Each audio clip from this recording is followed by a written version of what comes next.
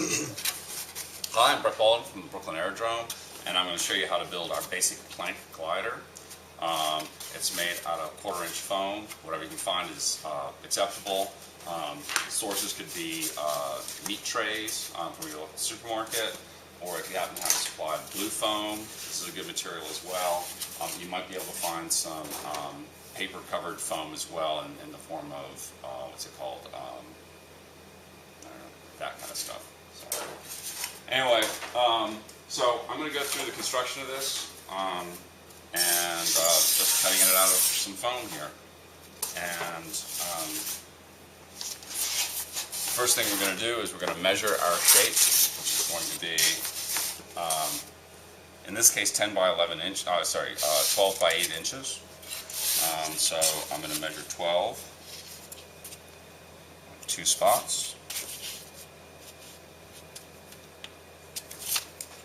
And just draw a line. I'm not worried about it. I just want to, make sure it's at least 8 inches long, and then I'm going to measure 8 inches here. Now, if you have a smaller shape, if you can't quite do a 12 by 8 inch size piece of foam, that's fine. Scale it down. Just all the conversations will have to be scaled down appropriately in terms of dimensions. There's the written instructions address this a little bit. Okay, so this is our basic shape now, and we now take a box cutter or a pair of scissors, doesn't much matter, and you want a nice fresh blade on this. It's nice and sharp. It's nice if you cut this with a ruler to help.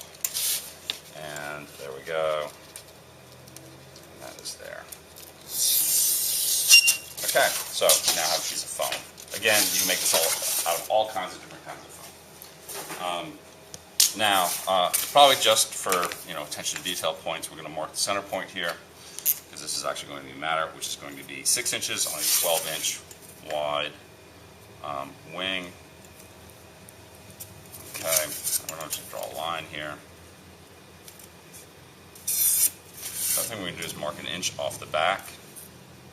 There. And there. None of these dimensions are crucial. Don't get all bent out of shape about it. It's like just make it look nice and symmetric. It'll all work out.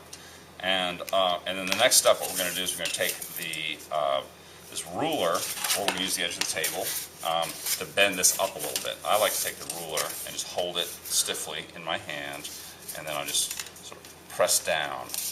Okay, and I want about between a 16th and a 1/4 inch of up trim, or up reflex. This is what this is going to call. This is going to make this airplane actually be able to fly and self-correct itself in flight. We'll address the aerodynamics of this in more advanced curriculums. And then about the length of a credit playing card, of which I have one here.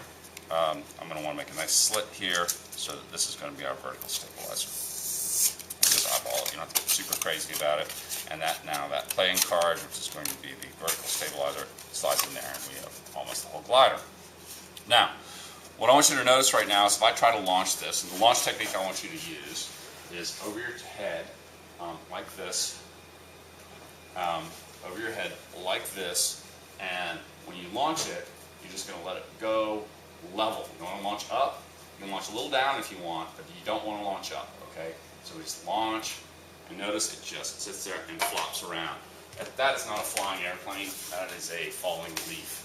So how do we translate this into a flying airplane? Well, there is a simple rule of thumb that is talked about, which is that you want the airplane to have the center of gravity be at the 25% chord point. And what that means is that 25% of the surface area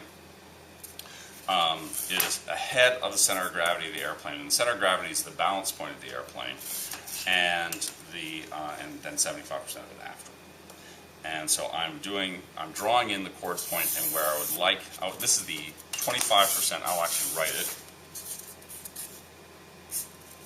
right there. That's the 25% chord point. This airplane is going to fly in this direction, air coming this way. 25% of the surface area is going to be here, 75 here. That's because I've measured 2 inches here. All right, and then this is an 8-inch chord, and then there's 6 inches on this side.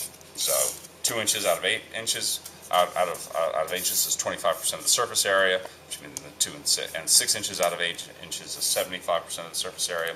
So that's what we've done. This is just kind of going to be a standard pattern as you build your airplanes, your gliders, if you want to do something creative. Okay, so we put this back, and now what we want to do is have this thing balance on this point here. And I'm just going to use my fingers to help me figure out what the balance point is. Right now the balance point is kind of like right there. You can see kind of going back and forth a little bit, but there it is. It's almost a little further back than halfway because of the weight of the playing card. And the way I'm going to do that is I'm going to take some money, and I happen to know because I've built this airplane before, that I want 1 quarter, 2 quarters. It's not a $1 airplane. This is a 75-cent plus a nickel. It's an 80-cent airplane. That was what works really well for having the CG work out.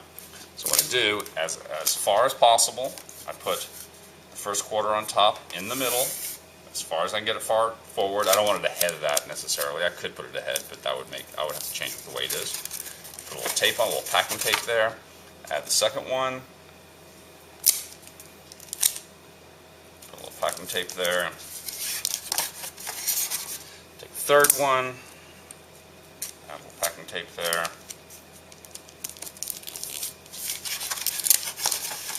And 1 nickel. So this is a formula glider. You build it this way, it should fly pretty well. All right, so we have weight on the front. Notice that it's now balancing about at that point. All right, see? Whereas before it was balancing back there. We have a little bit of up trim in our elvons here. These are elvons. And let's see if it flies. So we do the same over the head technique, and that flies pretty well. So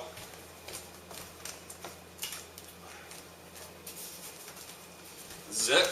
This is the basic PlankGlider. There's improvements to it that can be made in various ways. We talk about tuning it and whatnot, but this is the basic airplane we want you to build.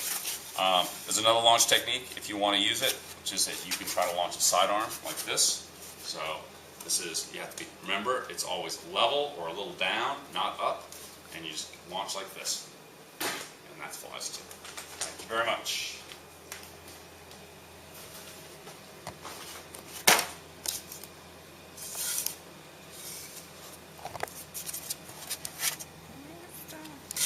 Make it stop.